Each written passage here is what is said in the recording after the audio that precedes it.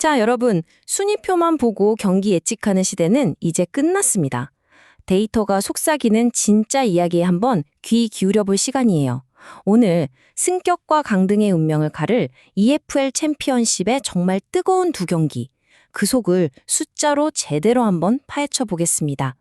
네, 오늘은 전혀 다른 두 편의 드라마를 따라가 볼 건데요. 먼저 예상치 못한 변수가 잔뜩 숨어있는 왓포드 대 입스위치 경기부터 시작해서요. 그 다음엔 동화 같은 스토리를 쓰고 있는 렉섬의 경기로 바로 넘어갈 겁니다. 각 경기를 기본 분석, 전술 분석, 그리고 최종 예측까지 아주 샅샅이 뜯어보겠습니다. 자, 첫 번째 경기입니다. 12위 와퍼드와 4위 입스위치 타운의 맞대결. 겉으로만 보면 승격 노리는 팀이 무난하게 이기겠지 싶으시죠?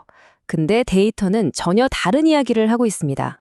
순위표를 딱 보면 입스위치는 자동 승격권 근처에 있고 와포드는 그냥저냥 중위권이네, 이렇게 보이잖아요. 바로 여기가 첫 번째 함정입니다. 와포드가 최근에 살아나면서 이제는 플레이오프까지 넘볼 수 있는 위치가 됐거든요. 이 경기에 대한 동기부여 자체가 완전히 달라졌다는 뜻이죠. 자, 이 슬라이드가 진짜 흥미로운데 두 팀의 분위기가 완전히 정반대예요. 와포드는 새 감독 오자마자 수비부터 꽉 잡고 클린시트 승리를 거뒀죠. 완벽한 반등 신호예요. 반면에 입스위치는 원정만 가면 이상하게 무너져요. 특히 직전 렉섬 원정에서 3대5로 졌다는 건 이건 뭔가 심각한 구조적 문제가 있다는 신호입니다. 양팀 모두 핵심 선수들이 빠집니다. 근데 여기서 중요한 건 단순히 누가 못 나오냐가 아니에요. 그래서 누구의 공백이 더 뼈아프냐, 이걸 봐야 합니다. 그리고 이 경기에서는요, 그 무게추가 한쪽으로 명확하게 기울어져 있습니다. 바로 필로진입니다. 이 선수가 지난 맞대결에서도 와포드의 그 빽빽한 수비를 혼자 힘으로 다 뚫어냈던 선수거든요. 한마디로 치트키였던 거죠. 이 선수가 없다는 건 입스위치가 와포드 같은 팀을 공략할 가장 효과적인 무기 하나를 잃어버렸다는 뜻입니다. 자, 그럼 이제 전술판으로 한번 들어가 보죠. 이 데이터들이 실제 경기장에서 어떻게 구현될지 감독들의 머릿속 싸움에서 이미 이변의 씨앗이 자라나고 있습니다. 이게 진짜 재밌는 부분인데요. 두 감독 스타일이 그냥 완벽한 정반대입니다.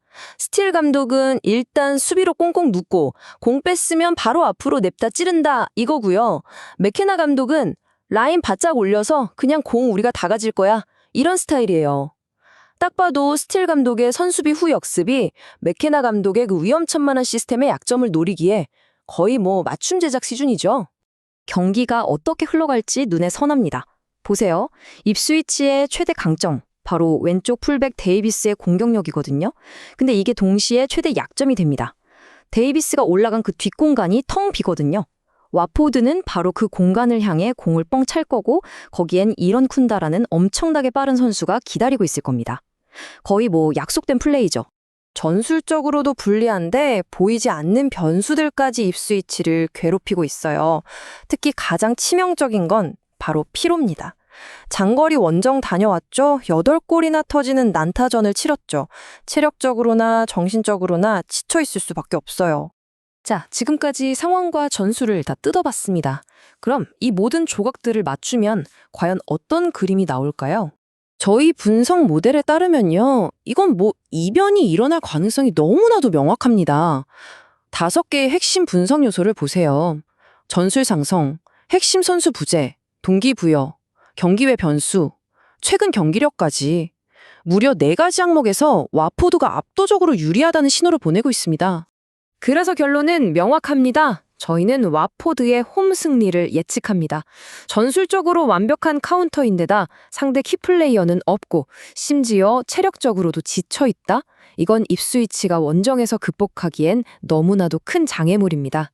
자, 순위표가 전부는 아니라는 걸 첫 번째 경기에서 봤는데요.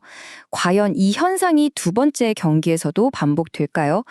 이제 시선을 옮겨서 동화 같은 스토리를 쓰고 있는 렉섬과 생존을 위해 발버둥 치는 포츠머스의 경기를 똑같은 틀로 한번 들여다보겠습니다.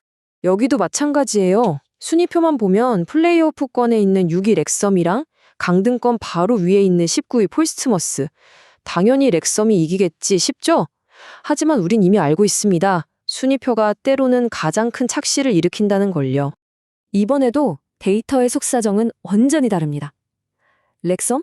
공격력은 진짜 화끈한데요. 그 뒤에는 홈에서 경기당 1.59골이나 내주는 허술한 수비가 있어요. 반면에 포츠머스는 최근에 전술을 완전히 바꿨어요. 우린 그냥 내려앉았다가 역습 한 방으로 끝낸다. 이 전략이 상위권 팀들한테 제대로 먹히면서 원정 투연승을 달리고 있습니다. 렉섬은 팀의 허리에서 경기 템포를 조절해주던 핵심 미드필더 벤 시프가 시즌 아웃됐어요. 이건 정말 엄청난 타격이죠. 그런데 포츠머스의 진짜 중요한 소식은 누가 빠졌는지가 아닙니다. 바로 누가 돌아오느냐 하는 거죠. 바로 이 선수, 코너 채플린. 이 선수가 이 경기의 모든 판도를 뒤흔들 게임 체인저입니다. 채플린의 복귀는 그냥 선수 한 명 들어오는 수준이 아니에요. 포츠머스의 공격 공식 자체가 완전히 달라진다는 걸 의미합니다. 그럼 이 두 팀의 전술은 어떻게 부딪힐까요? 재밌는 건 두 팀 모두 다이렉트 축구를 한다는 건데요. 그 방식이 완전히 달라요. 힘과 높이의 축구냐? 아니면 속도와 공간의 축구냐? 정면으로 충돌합니다. 우리는 여기서 두 가지 맛의 다이렉트 축구를 보게 됩니다. 렉섬은 그냥 옛날 방식 그대로예요. 196cm 장신 공격수한테 공 뻥 차주고 거기서부터 싸우는 거죠. 반면에 포츠머스는 좀 더 현대적이에요. 상대가 공격하러 올라오면 그 뒷공간을 스피드로 확 파고드는 거죠. 렉섬이 공격적으로 나올수록 포츠머스가 원하는 그림이 만들어지는 겁니다. 여기서 경기 외적인 변수들이 정말 중요합니다. 렉섬은 며칠 뒤에 첼시랑 역사적인 FA컵 경기를 해요. 선수들이 이 경기에 100% 집중하기가 어려울 수밖에 없죠. 한마디로 함정 경기가 될 수 있다는 겁니다. 반면에 포츠머스는요, 강등당하느냐 마느냐예요. 매 경기가 결승전, 동기부여 자체가 다릅니다. 자, 정리가 좀 되시나요? 중요한 경기를 앞두고 집중력이 흐트러진 홈팀, 수비는 불안하죠. 근데 상대는 전술적으로 다시 태어난 데다 절박하기까지 하고 심지어 에이스까지 돌아왔습니다. 이 경기는 과연 어떻게 끝날까요? 저희 분석 모델은 이번에도 경고등을 켭니다. 전술적인 상성, 동기부여의 엄청난 차이, 그리고 최근 보여준 경기력의 흐름까지 모든 지표가 당연히 렉섬이 이기겠지라는 단순한 예상에서 벗어나고 있습니다. 결론적으로 오늘 분석한 두 경기 모두 데이터는 순위표를 정면으로 거부하고 있습니다. 와퍼드는 전술적인 우위를 바탕으로 상위권 팀 입스위치를 잡을 준비를 마쳤고요. 포츠머스는 절박함과 돌아온 게임 체인저를 무기로 렉섬의 허술한 수비를 공략할 겁니다. 그래서 저희의 최종 예측은 와퍼드의 홈승리, 그리고 렉섬과 포츠머스 경기는 포츠머스가 최소한 지지 않는 경기, 즉 무승부 이상의 결과를 만들어낼 것으로 봅니다. 결국 축구가 숫자로만 되는 건 아니지만 때로는 그 숫자가 우리가 놓치고 있던 가장 중요한 진실을 보여주기도 하죠. 여러분은 이 두 경기 어떤 결과를 예상하시나요?